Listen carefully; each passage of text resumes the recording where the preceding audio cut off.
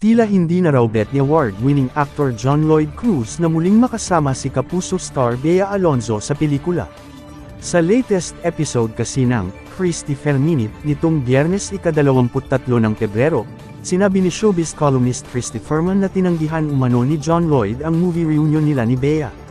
Ayon sa mga taga-subaybay ng programa ni Christy, ayaw raw kasing madikit ni John Lloyd sa nega-image ng aktres ngayon lalo na raw nang lumabas ang tunay na kulay nito. Medyo nga po kasi nega ang image ni Auntie Bea ngayon. Kaya maraming ayaw nang makatambal siya lalo nang lumabas ang true colors nito ni Auntie, basa ni Christy sa komento. Segunda naman ng isa pang taga-subaybay, hindi pa napapanahon ang muling pagtatambal ni Bea at ni John Lloyd. Linisin muna ang mga kalat sa bakuran bago matuloy yan. Matapos kasing makumpirma ang hiwalayan nila ni Dominic, nagsulputan ang mga isyu at intriga tungkol kay Bea. Samantala, sa isang bahagi naman ng programa, nausisa sina Christy at ang co-host niyang si Romel Chica kung ano raw ba talaga ang totoong dahilan kung bakit hindi natipuhan ni John Lloyd si Bea.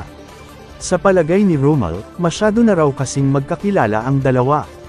Ilang taon naging magkatrabaho at nagkasama sa mga proyekto kaya alam na nila kung ano-ano ang mga ayaw nila sa isa't isa.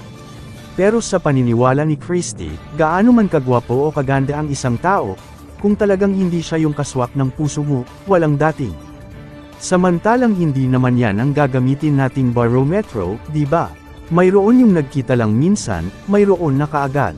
Nagugustuhan na nila ang isa't isa. Pero ito sa tagal na panahon, puro ang movies pa nila matagumpay. Pero walang nangyari, dugtong pa niya. Matatandaang noong 2022 ay kinumpirma ni Bea ang muling pagbabalik tambalan nila ni John Lloyd sa pelikula sa ilalim ng Star Cinema.